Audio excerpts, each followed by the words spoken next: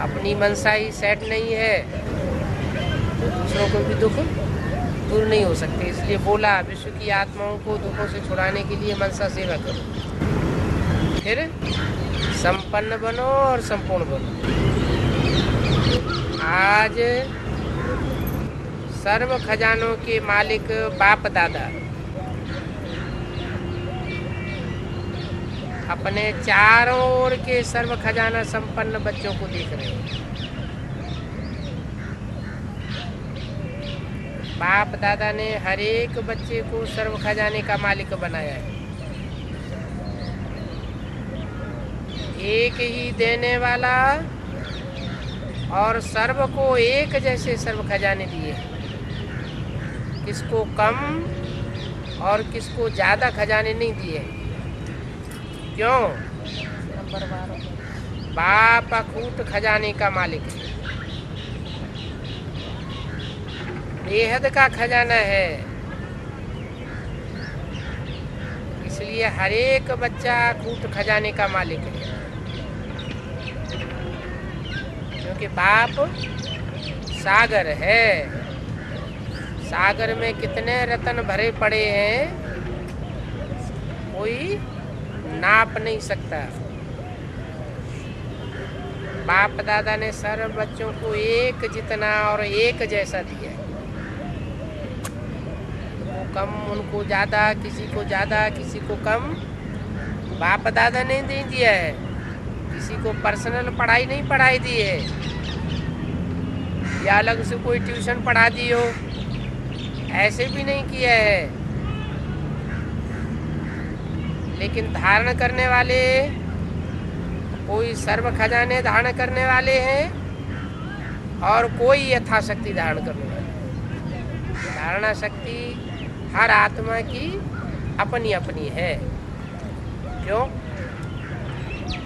क्योंकि कोई छोटी बैटरी है और कोई बड़ी बैटरी है। बड़ी बैटरी होगी तो ज़्यादा पावर धारण करेगी, और छोटी बैटरी होगी तो कम पावर धारण करेगी। तो कोई बच्चे नंबरवार हैं और कोई बच्चे नंबर 1 हैं। धारणा के आधार पर नंबर बन जाते हैं। जिन्होंने जितना भी धारण किया उनके चेहरे से, नयनों से खजानों का नशा स्पष्ट दिखाई देता है। खजाने से भरपूर आत्मा चेहरे से, नयनों से भरपूर दिखाई देती है। जैसे स्थूल खजाना प्राप्त करने वाली आत्मा के चलन से, चेहरे से मालूम पड़ जाता है। तो ये तो अविनाशी खजानों का नशा है। इसकी खुशी स्पष्ट दिखाई देती है। संपन्नता का फकुर बेफिक्र बादशाह बना देता है। और जहाँ ईश्वरीय फकुर है वहाँ कोई भी प्रकार का फिक्र नहीं हो सकता। बेफिक्र बादशाह बेगमपुर के बादशाह बन जाते हैं। तो आप सभी ईश्वरीय संपन्नता के खजाने वाले बेफिक्र बादशाह हो और बेगमपुर के बादशाह हो। कोई प्रकार का गम आपके पास आ नहीं सकता। देखो, कोई फिक्र है क्या? है या नहीं है? अच्छा है, नहीं है? कोई गम है? क्या होगा, कैसे होगा, भविष्य में क्या होगा, कैसा होगा, इसका भी फिक्र नहीं। त्रिकालदर्शी स्थिति में स्थित रहने वाले जानते हो जो हो रहा है वो सब अच्छा है, और जो होने वाला है वो और भी अच्छा होगा।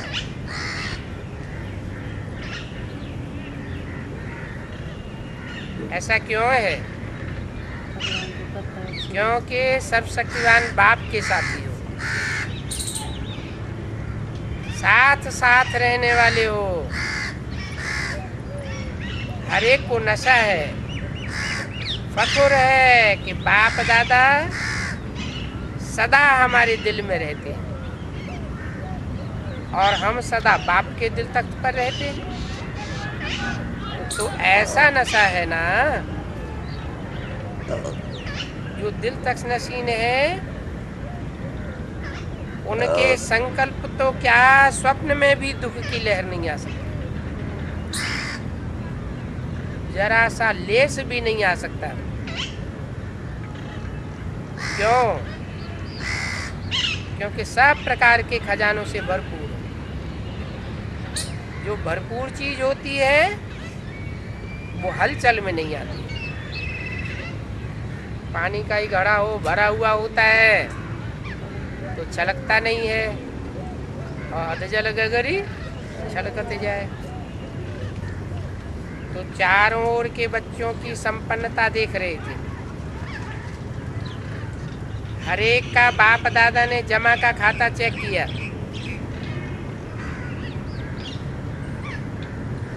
कि संपन्नता गुणों में, शक्तियों में, ज्ञान रत्नों में कहाँ तक भरपूर की है। खजाना तो अखूट मिला है, फूटने वाला खजाना नहीं मिला है। लेकिन जो मिला है उस खजाने को कार्य में लगा करके खत्म किया है। वह मिले हुए खजाने को कार्य में लगाया और बढ़ाया है।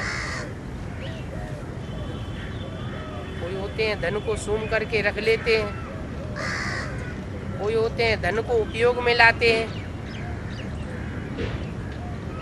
तो पूछा कितनी % में हर एक के खाते में जमा किए हैं? क्योंकि ये खजाना सिर्फ इस समय, अभी इस समय के लिए नहीं है। ये खजाना भविष्य में भी जन्म जन्मांतर साथ चलता है। क्या बोला था मुरली में? ये ज्ञान रतन भविष्य जन्मों के स्थूल रतन बन जावेंगे। जो यहाँ जितना ज्ञान धारण करेगा उतना वहाँ बड़ा धनवान बनेगा। जो यहाँ जितना ज्ञान धन का दाता बनेगा उतना बड़ा वहाँ दानी बनेगा।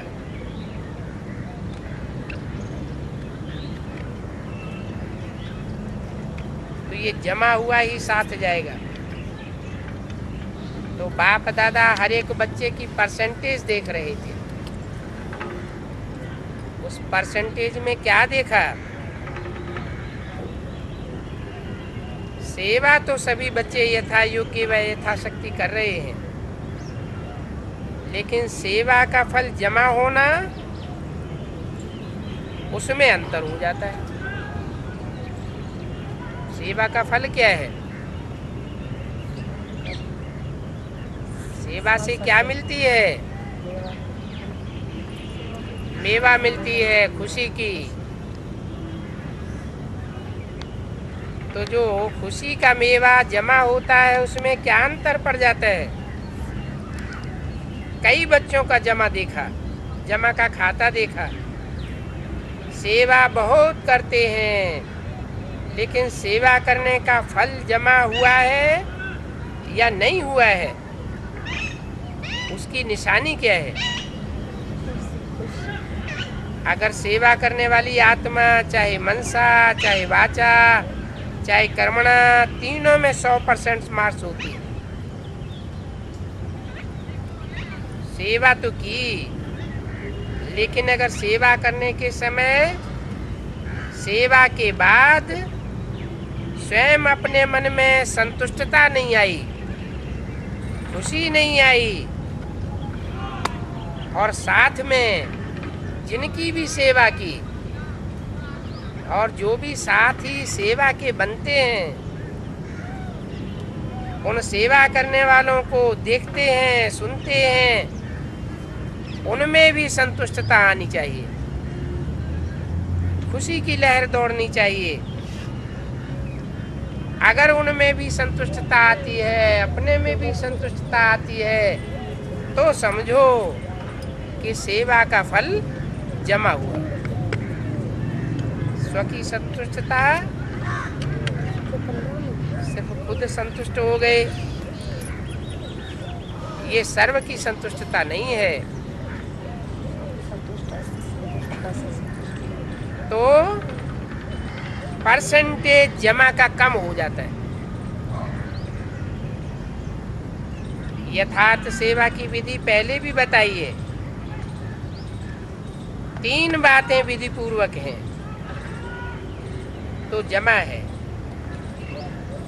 वो बातें पहले भी सुनाई। एक निमित्त भाव कि मैं तो सेवा करने के लिए निमित्त हूँ, मैंने सेवा नहीं की है,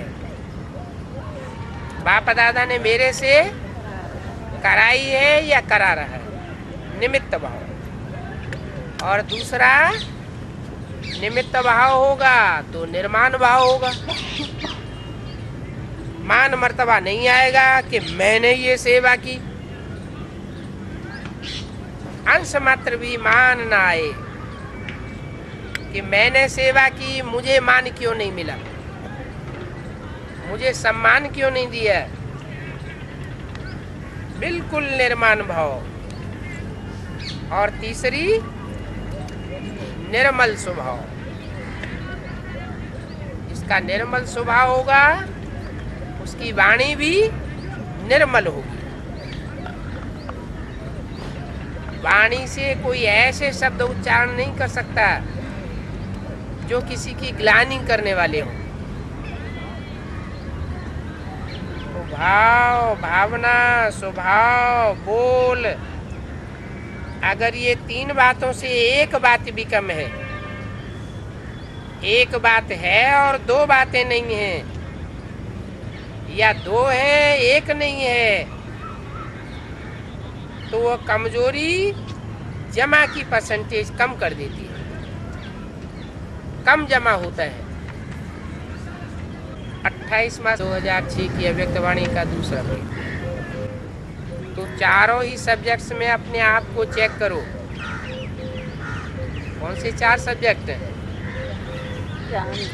ज्ञान, योग, धारणा और सेवा। चारों ही सब्जेक्ट्स में हमारा खाता जमा हुआ है। हम खुद से संतुष्ट हैं, हमारे संगी साथी हमसे संतुष्ट हैं, वो संगी साथी अपने से संतुष्ट हैं, और जिनकी जिनकी सेवा की है हमने और हमारे साथियों ने मिलकर के, वो आत्माएं भी संतुष्ट हैं।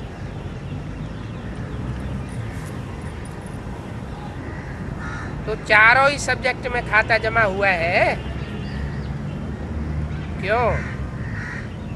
बाप दादा ने देखा कि कईयों की 4 बातें जो सुनाई, भाव, स्वभाव, भावना, उस प्रमाण कई बच्चों का सेवा समाचार बहुत है, लेकिन जमा का खाता बहुत कम हुआ।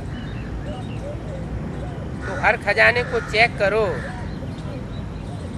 ज्ञान का खजाना, अर्थात जो भी ज्ञान युक्त संकल्प किया, ज्ञान युक्त कर्म किया, ज्ञान युक्त वाचा बोली, वो नॉलेजफुल होकर के किया, साधारण तो नहीं किया। योग, योग अर्थात सर्व शक्तियों का खाता भरपूर है। योग से शक्तियाँ आती हैं आत्मा में। तो चेक करो, हर दिन की दिनचर्या में समय प्रमाण जिस शक्ति की आवश्यकता है, उसी समय वो शक्ति आर्डर में चला सकते हो। अगर आर्डर में नहीं चला सकते, समय बीत जाता है, तो मास्टर सर्वशक्तिवान कैसे हुए? मास्टर सर्वशक्तिवान का अर्थ ही है मालिक। ऐसे तो नहीं है कि समय बीतने के बाद उस शक्ति के बारे में सोचते हो और सोचते रह जाएं। अगर समय पर आर्डर करने पर शक्ति इमर्ज नहीं होती है, एक शक्ति भी अगर आर्डर में नहीं चला सकते हो, तो निर्विघ्न राज्य के अधिकारी कैसे बनेंगे? यहाँ भी विघ्न आते रहेंगे और वहाँ भी विघ्न आते रहेंगे। तो लंबे समय का निर्विघ्न खाता चाहिए। लंबे समय तक जो निर्विघ्न रहेंगे तो उनकी अंतमते सुगति होगी। तो शक्तियों का खजाना कितना जमा किया है?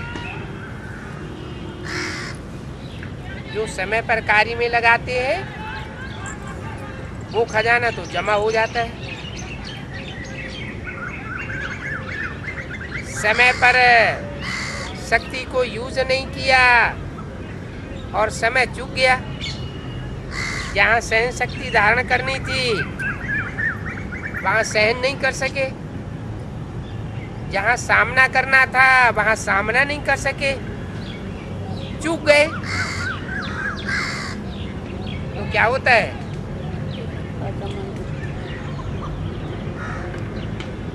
तो वो व्यर्थ हो जाता है। तो चेक करते जा रहे हो मेरा खाता क्या है, क्योंकि बाप दादा को सभी बच्चों से अति प्यार है। बाप दादा यही चाहते हैं कि सभी बच्चों का खाता भरपूर हो, धारणा में भी हो। और धारणा की निशानी है कर्मों में और गुणों में संपन्न होना। जिस समय जिस गुण की आवश्यकता है वो गुण चेहरे से, चलन से, इमर्ज में दिखाई दे। अगर कोई भी गुण की कमी है, मानो सरलता के गुण की कमी है, और सरलता का गुण कर्म के समय आवश्यक है, मधुरता की आवश्यकता है, चाहे बोल में चाहे कर्म में। अगर सरलता मधुरता के बजाय थोड़ा भी आवेश आ जाता है, क्रोध आ जाता है, या थकावट के कारण मधुरता नहीं रहती, बोल मधुर नहीं है, चेहरे में मधुरता नहीं रहती, चेहरा सीरियस हो जाता है, तो उसको गुण संपन्न नहीं कहेंगे। कैसे भी सर्कमस्टांसेस हो, कैसी भी परिस्थिति हो, समस्याएं हो, लेकिन मेरा जो गुण है वह मेरा गुण जरूर इमर्ज होना चाहिए। अभी तो हम शार्ट में सुनाए रहे क्या? ऐसे ही सेवा में सबसे अच्छी निशानी सेवाधारी की है। सेवाधारी की अच्छी निशानी क्या? जो सेवा करने वाला सच्चा सेवाधारी होगा उसकी निशानी दिखाई देगी कि वो स्वयं भी हल्का रहेगा, लाइट रूप रहेगा, खुशनुमा रहेगा, और जो भी संसर्ग संपर्क में आने वाले हैं वो उसके खुशनुमा चेहरे से खुद भी खुश हो जाएंगे। तो ये हल्कापन, खुशनुमा चेहरा दिखाई दे तो फिर सेवा का फल है खुशी। अगर सेवा करते खुशी गायब हो जाती है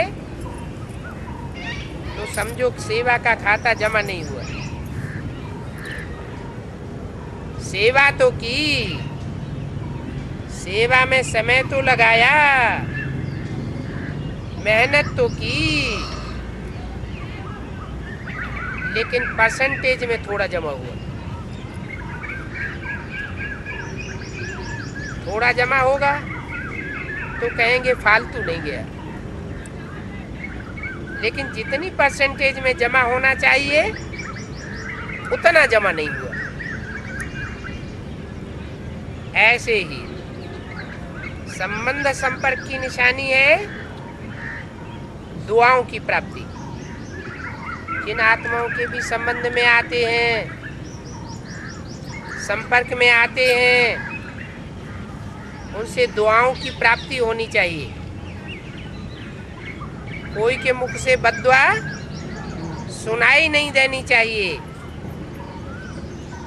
जिसके भी संबंध संपर्क में आए उनके मन से आपके प्रति दुआएं निकले, मुख से निकले, बहुत अच्छा, बहुत अच्छा करता है। बाहर से नहीं दुआएं निकले, दिल से दुआएं निकले। और ऐसी दुआएं अगर प्राप्त है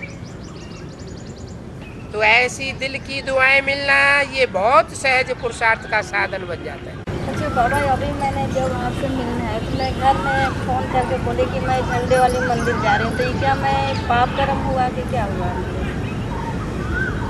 भाव देखा जाता है कि किस भाव से कौन सी वाचा बोली गई और कौन सा कर्म किया गया। भाव अच्छा है तो वाचा भी अच्छी है, कर्म भी अच्छा है। आपका भाव किसी के लिए बुरा तो नहीं है, अपने लिए भी बुरा नहीं है। तो बोला दिल से दुआएं निकले, भाषण मत करो। चलो मनसा सेवा भी इतनी पावरफुल नहीं कर रहे हो, कोई नए नए प्लान भी बनाना नहीं आते हैं, कोई हर्जा नहीं। क्या भाषण नहीं कर पाते हैं, नए नए प्लान बनाना नहीं आते हैं, मनसा सेवा भी इतनी पावरफुल नहीं कर सकते हैं, तो भी कोई हर्जा नहीं। लेकिन सबसे सहज पुरुषार्थ का साधन है दुआएं लो और दुआएं दो। कोई भी कर्म करते हो, कोई भी वाचा बोलते हो, कोई भी संकल्प करते हो, उसके अंदर क्या देखना है? दुआएं दे रहे हैं और दुआएं ले रहे हैं। कई बच्चों के बाप दादा मन के संकल्प रीड करते हैं। कई बच्चे समय अनुसार, सर्कमस्टांसेस अनुसार कहते हैं कि अगर कोई खराब काम करता है तो उसको दुआएं कैसे दें। उस पर तो क्रोध आता है ना, उसको दुआएं कैसे दें? चलो, क्रोध के बाल बच्चे भी तो बहुत हैं, लेकिन उसने खराब काम किया, वो खराब है। आपने ये बात ठीक समझी कि वो खराब है, ये अच्छा है। आपने निर्णय तो अच्छा किया, क्या कि वो खराब है, समझा तो अच्छा। लेकिन एक होता है समझना कि वो खराब है, और दूसरा होता है उसके खराब काम को, उसकी खराब बातों को अपने दिल में हमेशा के लिए समा के रखना।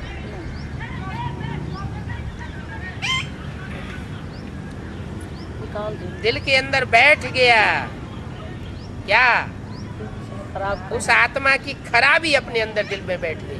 खराब हो गया, कि वो तो है ही खराब। खराब हो गया उसमें और इसका मतलब वो हमेशा के लिए खराब साबित कर दिया। क्या ऐसा होता है कि कोई आत्मा हमेशा तमो प्रधान ही बनी रहे, सतो प्रधान बनती ही न हो? हम तो तमो प्रधान। हम भी तमो प्रधान बनते हैं तो दूसरे भी तमो प्रधान बनते हैं। तो कोई के स्वभाव संस्कार को और खराबी को देखना नहीं है।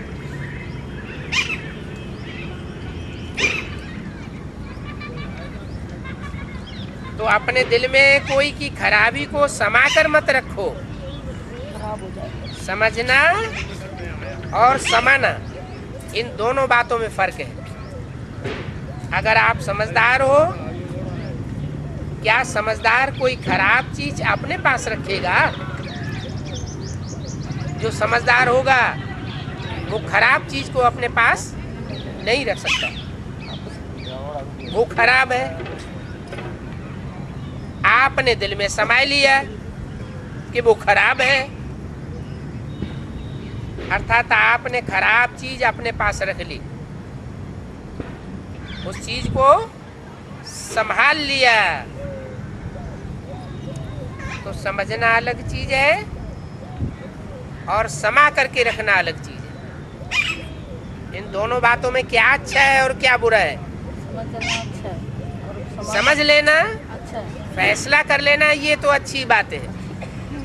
लेकिन कोई की खराबी को अपने दिल के अंदर समा करके रखना कि ये तो है ही ऐसा, ये गलत बात। वो सुधर भी नहीं सकेगा कभी। उस आत्मा के प्रति हमारे अंदर बुरा भाव बैठ गया, सो भावना नहीं रही, सुधरेगा ही। तो समाओ नहीं कि ये तो है ही ऐसा। ये बात अंदर समा करके नहीं रखना है, ऐसे समझ करके व्यवहार में आना, ये कोई समझदारी का काम नहीं है। तो बाप दादा ने चेक किया, अभी समय समीप नहीं आना है। समय जड़ है या चैतन्य है? जड़ है। तो जड़ चीज अपने आप आती जाती है या उसको लाया जाता है? आत्मा चैतन्य है और समय जड़ है। तो समय को परिवर्तन करने वाला कौन है? अपने आप परिवर्तन होगा या कोई परिवर्तन करने का निमित्त बनता है? कोई तो निमित्त बनता है। तो समय अपने आप समीप नहीं आना है, समय को समीप आपको लाना है। कोई पूछते हैं, थोड़ा सा इशारा तो दे दो ना, कितने साल लगेंगे आखिर? 10 साल लगेंगे, 20 साल लगेंगे, कितना समय लगेगा? कौन सा सन चल रहा है? 2006। तो 10 साल लगेंगे तो कौन सा सन हुआ? 2016। और 20 साल लगेंगे तो कौन सा सन हुआ? 2026। तो कितने साल लगेंगे? पूछते हैं। 28 मार्च 2006 की अव्यक्तवाणी का तीसरा। तो ऐसे प्रश्न करने वाले बच्चों से बाप पूछता है, क्योंकि बाप से प्रश्न तो बहुत करते हैं ना। कौन? बच्चे। बाप सामने दिखाई देता है कि प्रश्न ही करते हैं? दिखाई देता है तो प्रश्न भी करते होंगे, क्योंकि बाप से तो प्रश्न बहुत बच्चे करते हैं ना किस लिए लगाया कि बहुत से बच्चे प्रश्न जरूर करते होंगे। तो आज बाप बच्चों से प्रश्न करता है, अभी समय को समीप लाने वाले कौन हैं?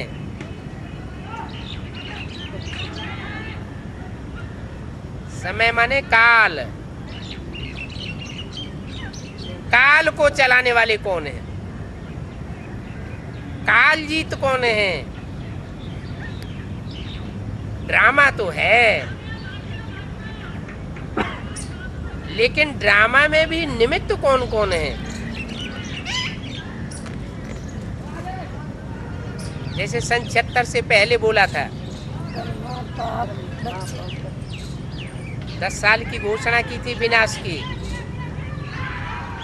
तो बोला था कि 10 साल में पुरानी दुनिया का विनाश होगा, नई दुनिया की स्थापना होनी है। तो विनाश के निमित्त कौन? ब्रह्मा बाबा थोड़े इन विनाश का निमित्त बनता है, और वो तो शरीर छोड़ गए। कोई बच्चे होंगे जो स्थापना के भी निमित्त बनते हैं, पालना के भी निमित्त बनते हैं, और विनाश के भी निमित्त बनते हैं। ब्रह्मा बाबा ने तो शरीर छोड़ दिया, अब निमित्त माने साकार। निमित्त कौन? ड्रामा तो है, लेकिन निमित्त कौन?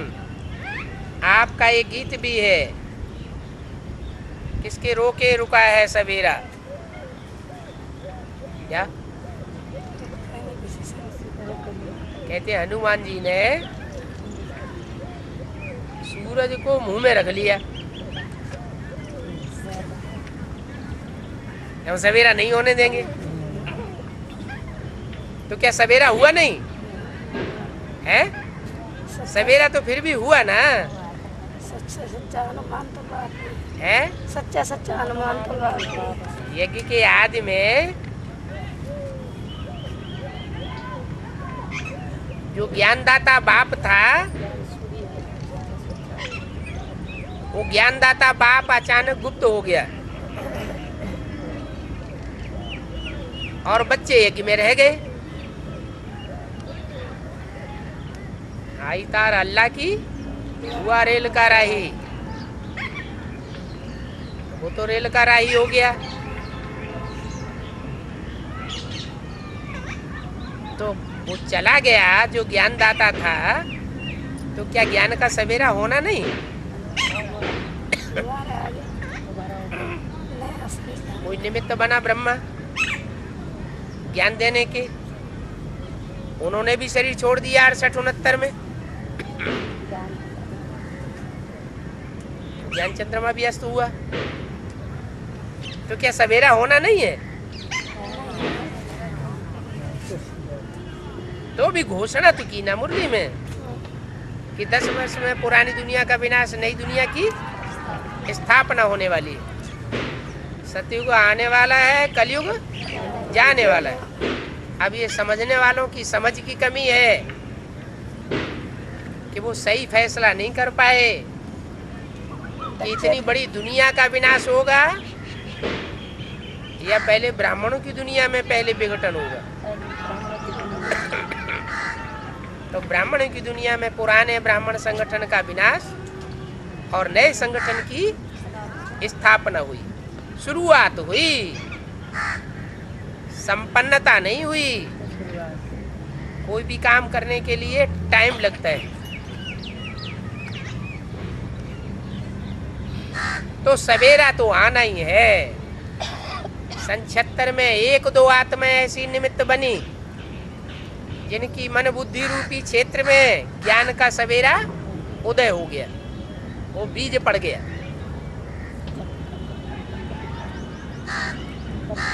कोई को बुद्धि के साक्षात्कार के आधार पर और कोई को बंद आंखों के साक्षात्कार के आधार पर।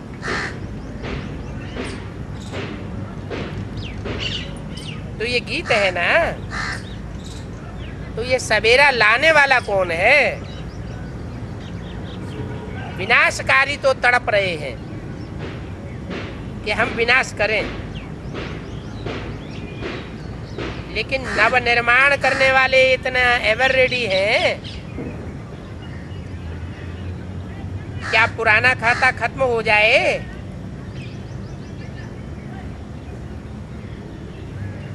नया निर्माण नहीं,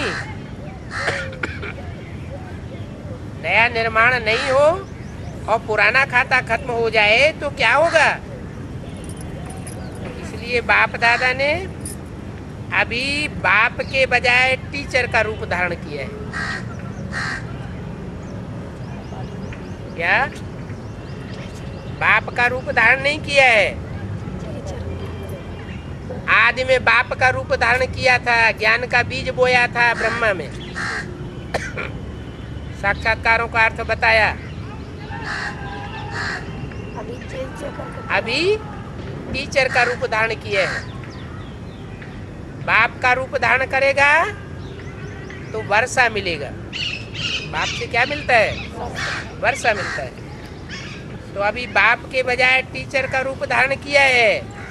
टीचर का काम क्या होता है? जो भी गीता ज्ञान 51 से लेकर के 68 तक 18 अध्याय का हमारे सामने आई गीता, उन मुरलियों का क्लैरिफिकेशन देना। तो टीचर का रूप धारण किया है।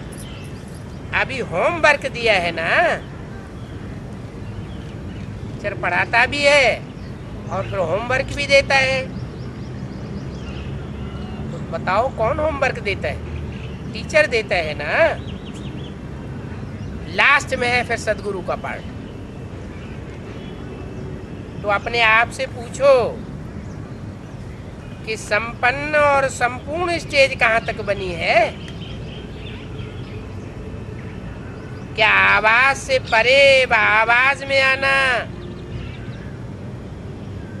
दोनों ही समान है? आवाज में तो जब चाहे झट आ जाते हैं, लेकिन आवाज से परे की स्टेज है 1 सेकंड में उसी तरह बनती है जैसे आवाज में आते हैं।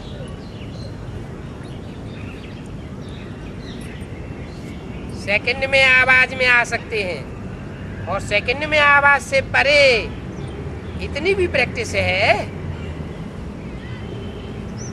जैसे शरीर द्वारा जब चाहो जहां चाहो आ जा सकते हो, ऐसे मन बुद्धि द्वारा भी जब जहां चाहो और जितने समय के लिए चाहो वहां जा सकते हो और ठहर सकते हो।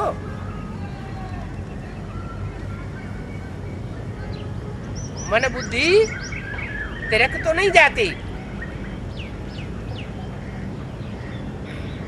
टिकती है, क्योंकि अंत में पास मार्क्स उनको मिलेगी जो सेकंड में जो चाहे, जैसा चाहे, जो ऑर्डर करना चाहे और जितने समय के लिए ऑर्डर करना चाहे उतने समय तक सफल हो जाते।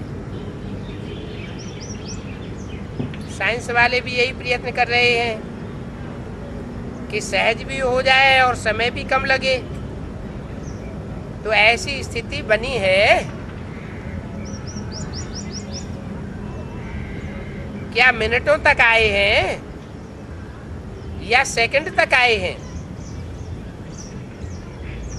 1 सेकंड में अपनी मन बुद्धि को जहां चाहे वहां सेट कर सकते हैं या टाइम लगेगा? कहां तक पहुंचे हैं? जैसे light house, might house second में ऑन करो और अपनी लाइट फैला देता है। सर्कस में लाइट हाउस होता है ना, तो स्विच ऑन करो तो चारों तरफ लाइट फैलने लगती है शहर में। अभी तो 1 सेकंड लगता है। अभी तो अपना तमाशा देख रहे हैं। तो सेकंड में ऑन करो और अपनी लाइट फैलाओ, चारों ओर लाइट फैला सकते हो। ये स्थूल आंख एक स्थान पर बैठे दूर तक देख सकती है ना, फैला सकती है ना अपनी दृष्टि। ऐसे आप अपने बुद्धि रूपी तीसरे नेत्र के द्वारा एक स्थान पर बैठ चारों ओर वरदाता विधाता बन करके नजर से निहाल कर सकते हो।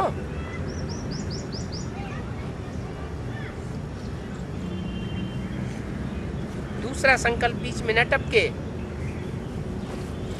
एक ही संकल्प में एक टिक होकर के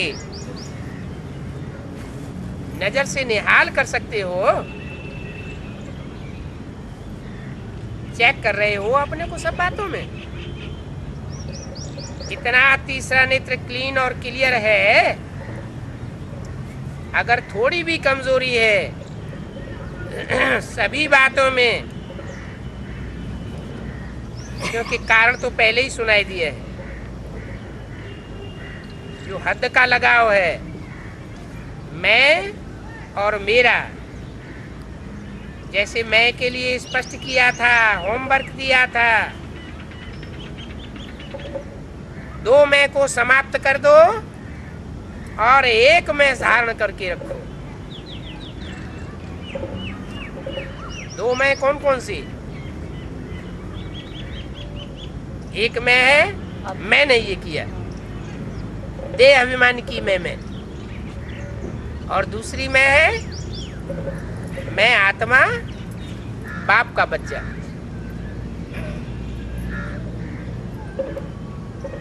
तो सभी ने ये होमवर्क किया है। आत्माभिमान की मैं धारण करने में सफल हुए और देह अभिमान का मैंपन खलास करने में कहाँ तक सफल हुए? जो सफल हुए होमवर्क में वो हाथ उठाओ। बाप दादा ने तो सबको देखा है, कौन सफल हुए हैं और कौन सफल नहीं हुए। लेकिन हिम्मत रखो ऐसी, डरो नहीं, अच्छा है, मुबारक मिलेगी। बहुत थोड़े हैं जिन्होंने आत्माभिमान के मैंपन को धारण किए हैं।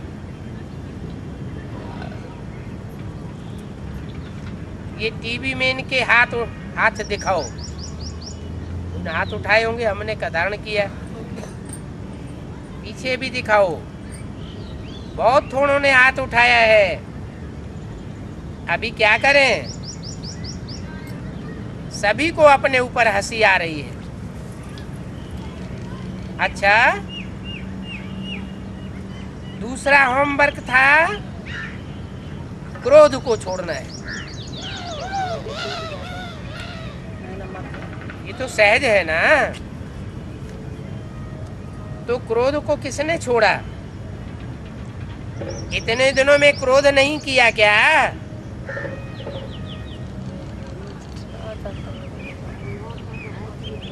एक तरफ होमवर्क देते हैं और दूसरी तरफ माया पीछे लगा देते।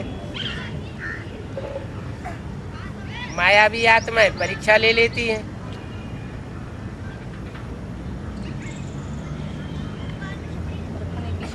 इतने दिनों में क्रोध नहीं किया क्या? इस बात में बहुतों ने हाथ उठाई दिया। इस बात में थोड़े ज्यादा हैं। जिन्होंने क्रोध नहीं किया उनके आसपास वालों से भी पूछेंगे कि इन्होंने क्रोध किया या नहीं किया।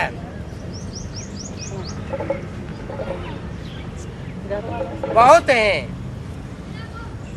क्रोध नहीं किया। संकल्प में, मन में क्रोध आया, वाचा में आया, चलो फिर भी मुबारक हो। अगर मन में आया, मुख से क्रोध नहीं किया, तो भी मुबारक है। क्या? बहुत अच्छा। तो आप देखो रिजल्ट के हिसाब से क्या स्थापना का कार्य, स्व को संपन्न बनाना और सर्व आत्माओं को मुक्ति का वर्षा दिलाना, ये कार्य संपन्न हुआ है। स्वयं को जीवन मुक्त स्वरूप बनाना और सर्व आत्माओं को दुखों से मुक्ति का वर्षा दिलाना, ये स्थापना करता आत्माओं का श्रेष्ठ कर्म है।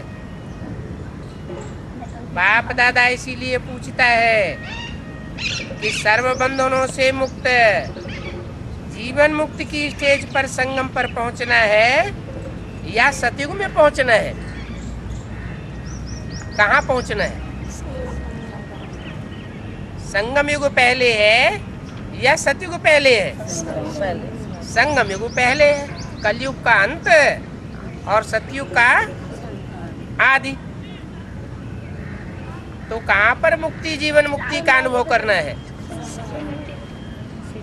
संगम में करना है ना।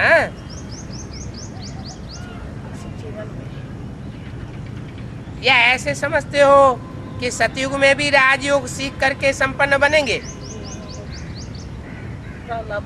यहाँ शिखामणि दी जा रही है, यहाँ राजयोग की पढ़ाई पढ़ाई जा रही है, तो राजयोग का रिजल्ट कहाँ लेंगे? सतयुग में लेंगे या संगम युग में लेंगे?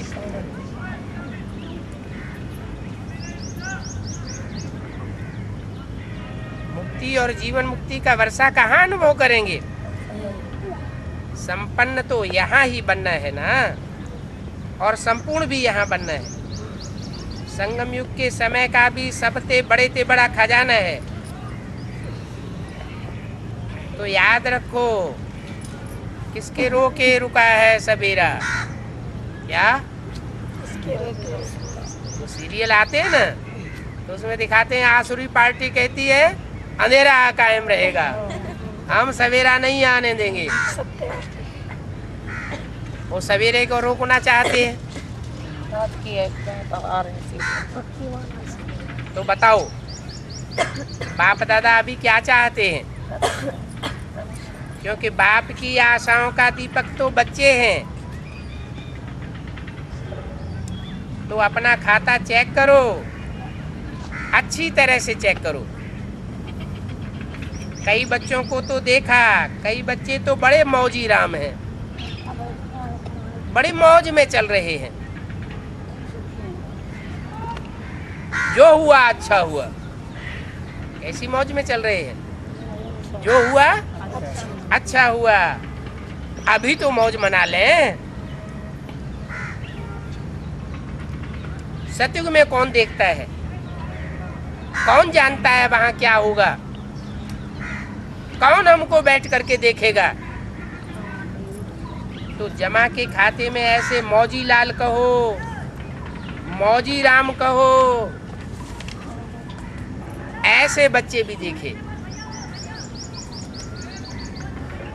जो बहुत मौज मस्ती में होकर के, पुरुषार्थ में अलबेले होकर के चल रहे हैं। 28 मार्च 2006 की अव्यक्तवाणी का चौथा पीर। तो बाप दादा कहते हैं अभी मौज कर लो। दूसरों को भी कहते अरे क्या करना है, मौज करो, खाओ पियो मौज करो, अरे खूब कर लो मौज। बाप भी कहते हैं अच्छा खूब कर लो मौज। अगर थोड़े में राजी रहने वाले हो तो अभी खूब मौज कर लो, खूब मौज मस्ती कर लो, विनाशी साधनों की मौज कर लो। ये विनाशी साधनों की मौज अल्पकाल की होती है। सदाकाल की मौज को छोड़ अगर अल्पकाल के साधन की मौज में रहना चाहते हैं तो बाप दादा क्या कहेंगे? इशारा देंगे और क्या करेंगे? कोई हीरो की खान पर जाए और 1 या 2 हीरा लेकर के खुश हो जाए तो उसको क्या कहेंगे? तो ऐसा नहीं बनना। अतीन्द्रिय सुख के मौज के झूले में झूलो, अविनाशी प्राप्तियों के झूले की मौज में झूलो। ड्रामा में देखो माया का पार्ट भी विचित्र है। क्या देखें? क्या माया का पार्ट विचित्र है? इसी 5000 वर्ष के लास्ट पीरियड में, कलयुग के अंत समय में ये माया के ढेर सारे मौज के साधन निकले हैं। 100-150 साल के अंदर टीवी अभी निकला है, पहले टीवी की कभी मौज मस्ती नहीं थी। सिनेमा अभी निकला है, पहले सिनेमा की मौज मस्ती नहीं थी। ये रेडियो, ये चैनल, ये सब अभी निकले। ये हवाई जहाज पहले नहीं थे। 100-150 साल पहले ये हवाई जहाज नहीं थे। अभी ये मौज मस्ती के साधन निकले हैं। तो देखो, ड्रामा में माया का ये विचित्र पार्ट है। इसी समय ये साधन निकले हैं। कब? संगम युग के समय पर,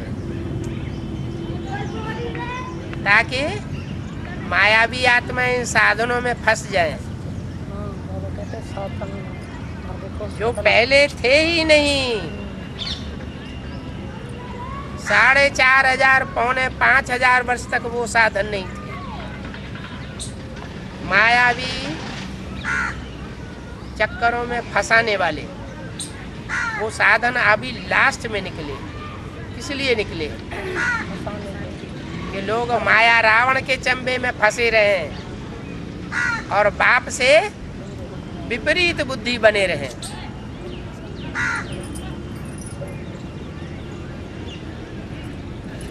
लेकिन फिर भी देखो, बिना साधनों के भी जिन्होंने साधना की, सेवा की यज्ञ के आदि में,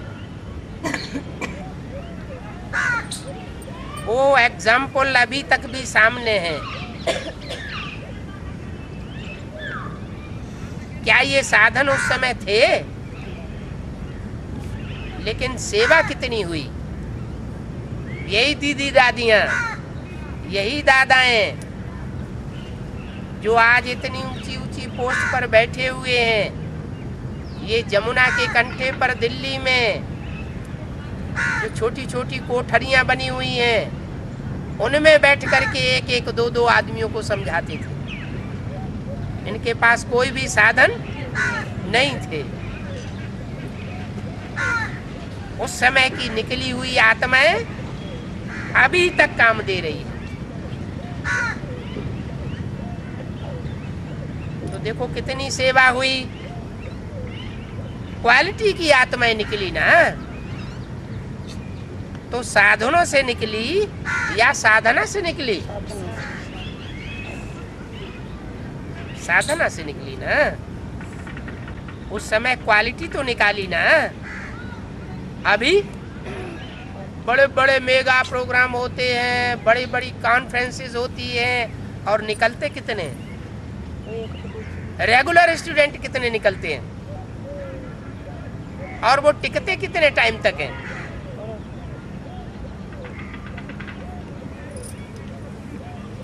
तो आदमी आदि रतन तो तैयार हो गए।